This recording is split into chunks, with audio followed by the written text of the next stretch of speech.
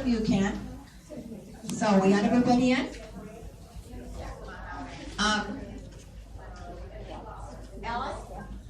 Alan? Yeah, go ahead. That means the swan or graceful bird.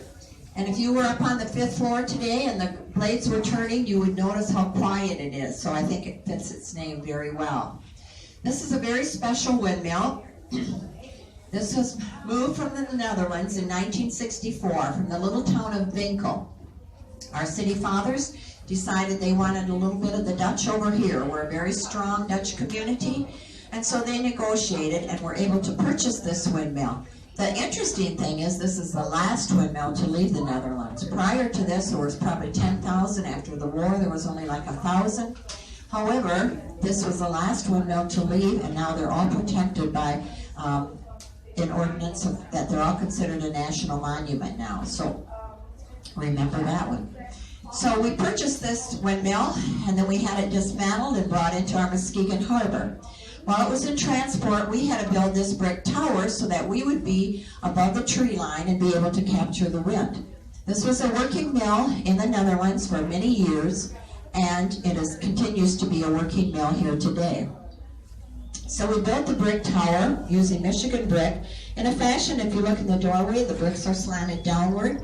That helps to keep the moisture out. And on that row, you'll see it's laid in a long, short fashion. That helps sustain the 70-ton of millwork above us. So the first, second, third floor, what we built, and the fourth and above is what came over from the Netherlands. We also patterned it with a double door.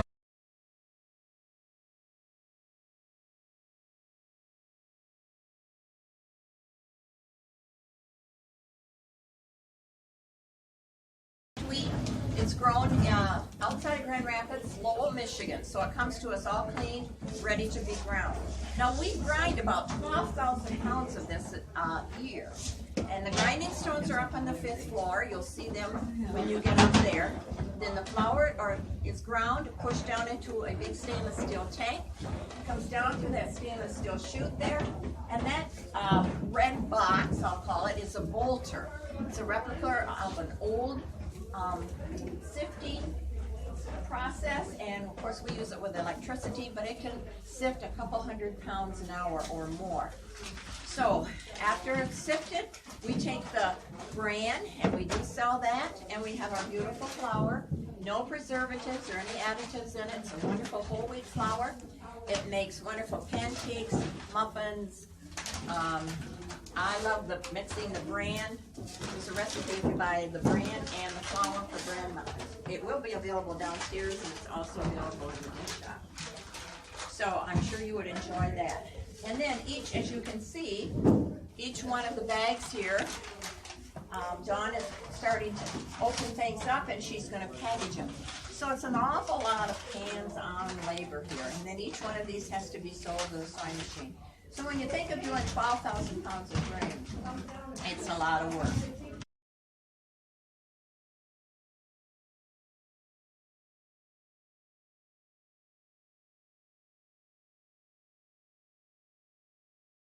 Compares the old and the new. This would be the way the flour would have come down previously, and it still does in the Netherlands like this, and they would package it here. However, our United States government stepped in and said we need a stainless steel bin. So behind us here is a stainless steel bin which holds 3,500 pounds approximately of flour. So after it's ground, it's stored in here before it gets to the next floor to be sifted. The other thing I like to compare is these are all parts that came when we purchased this mill in 1964. And obviously they're not from Home Depot. But just a reminder, because we believe this mill is probably, parts of it are over 250, 60 years old. And so, of course, these are all parts made by a blacksmith.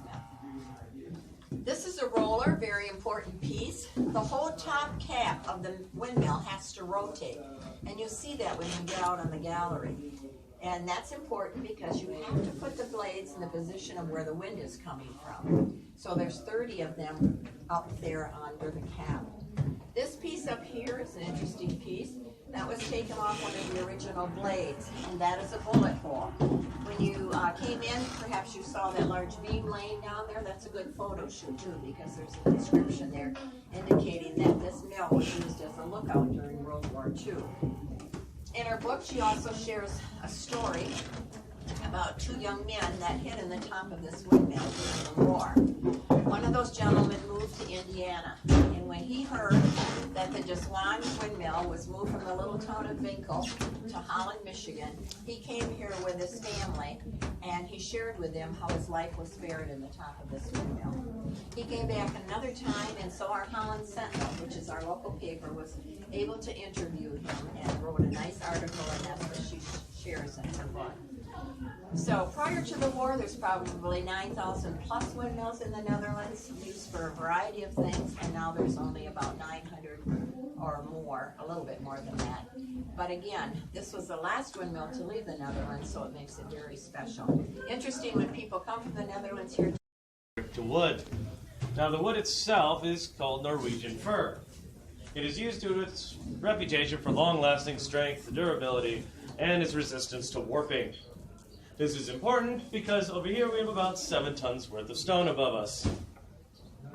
And it's been holding that up for at least around 200 years, so you can understand why it would have its reputation. Now, for the milling process itself, that occurs at the stones above us, but the actual mechanisms that control this process are located right here and over here. The first one I'll mention is this rope with the red weight on it. As the miller is pulling this rope up and down, it is moderating the space between the stones. And that space can be as thin as paper. Now above the stones there is a chute, and that chute can tilt up and down. What is controlling that chute is the scale with weights over here. As you move the weights down, you're going to change the tilt, which means that, at least as the grain is falling through the chute and into the stones, you're controlling the volume that is going through. Now, to actually see the runner, which is the stone that primarily moves. And then there's the bedstone, which is the foundation. The runner is connected to the stone gear, which will begin turning the runner when it is attached to the spur wheel you see here in the middle. So as the spur wheel is going to be turning, it's going to be turning the stone gear, which is going to be turning the runner. Now, over here along the walls, we have 50-pound bags of grain that will be poured into the hopper, which is the box-like structure there. As it's going through the hopper, it's going to fall into the chute, from the chute into the eye of the stone. Now these stones, as you can see, have grooves in them. And what is happening is, as the runner is turning, the grooves make a scissor-like motion, grinding the grains. And the grain is then passing from the stone to where it enters into the wooden shell that's going to be covering this entire unit, falling down into the shafts where it's collected on the storage floor. Now, are there any questions about the milling process or the stones before we proceed on to the gallery? What's the weight on the stone? Together, I believe it's around 3.5 tons, because the bedstone itself is 1.5 tons, and the runner is 2 tons. The capstan wheel is, as the miller turns this wheel, it's winding up that chain that you see is tensed up and connect to the anchor over there on the gallery. As it's winding up this chain, that wheel is going to be following the course of the gallery, rotating the cap above us, which is the 7th floor. So that entire top rotates 360 degrees. The reason why you want it to do that is in order for the blades to work, it actually has to be facing the wind. To know where the wind is going, simply look up at the flag above us. Now, you'll notice the blades here. From the center to the tip is about 40 feet. If the miller wants to use the canvas sails, the miller has to climb up those lattices like a ladder. Take that canvas sail, bring it to the other side, and tie it there.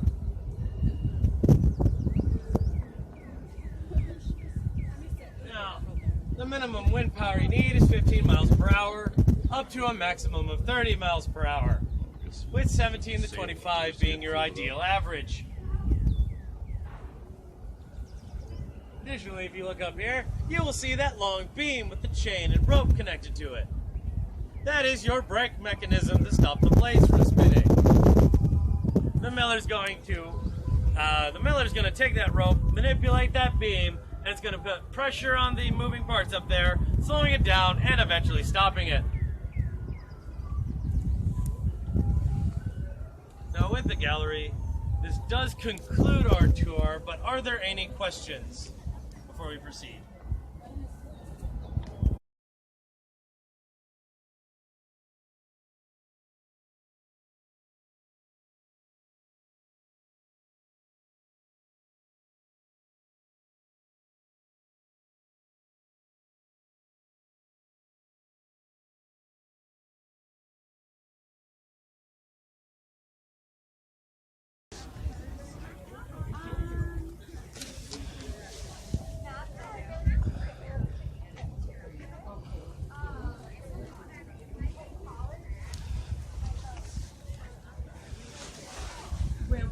You can see there's a bullet hole here,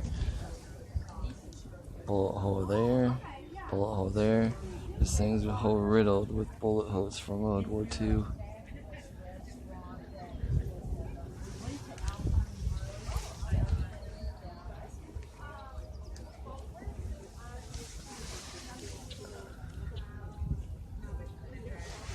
Some more bullet holes.